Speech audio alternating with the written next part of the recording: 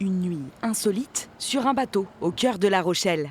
Un séjour prisé des touristes qu'il ne sera bientôt plus possible de réserver. Il doit y avoir beaucoup de personnes hébergées qui n'ont pas forcément la connaissance technique suffisante pour habiter un bateau, même quelques jours. Il faut que les gens soient raisonnables. Ils ne l'ont pas été. Alors bon, ça a été le bordel sur les pontons, les gens faisaient la Java et puis voilà. Depuis 2015, le plus grand port de plaisance d'Europe autorise ces locations flottantes. Mais leur multiplication entraîne des nuisances, problèmes de voisinage, d'assurance et manque de place dans le port. C'est des difficultés parce qu'on se retrouve avec des concentrations de personnes qui utilisent des services d'hôtellerie, qui vont dans nos sanitaires, qui ne sont pas adaptés en volume et en production pour répondre aux besoins. Et nos clients, du coup, ne peuvent plus utiliser les sanitaires pour lesquels ils nous payent à l'année.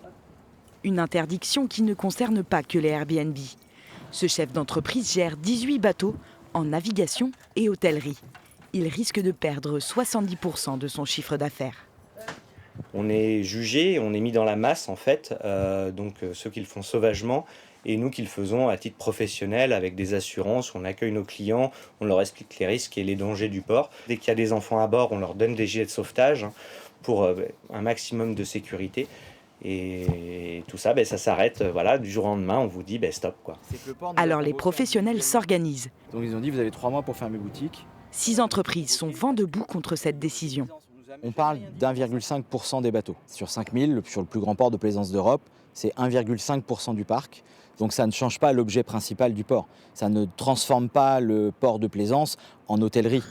Le collectif veut déposer un recours devant le tribunal administratif.